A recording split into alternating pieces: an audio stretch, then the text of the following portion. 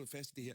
Din statsminister og din partiformand har været statsminister i det her land siden 2019. Rosenkilde var inde på det før. Når man har, og det er ikke alle pensionister, men når du har nogle pensionister, når du har førtidspensionister, når du har andre, som virkelig synes, det er svært at få tingene til at hænge sammen, som Messerschmidt var inde på før, de stigende fødevarepriser, det er noget, som I, undskyld mig, har siddet og kigget på rigtig længe. Nu handler I så. Er det ikke fuldstændig rigtigt, som Mona Lisa siger her?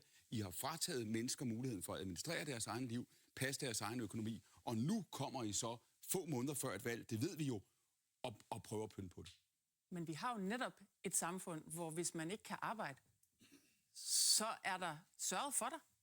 Altså, det er jo derfor, at jeg startede med at sige, at jeg tilhænger af, at der er en førtidspension. Er der sørget for os, Ane Halsboe? Men hvis man har en førtidspension, fordi man ikke kan arbejde, der er ikke særlig mange andre lande, der har den slags ordninger, og det er jo fordi, jeg synes, at det er sådan et samfund, vi skal være. Men det hænger ikke sammen, Halsboe. Prøv lige at høre. Hvis I havde ydelser, der fungerede, hvis der var rimelighed og retfærdighed i det her, så var der ingen grund til at lave en fødevarecheck. Lige præcis.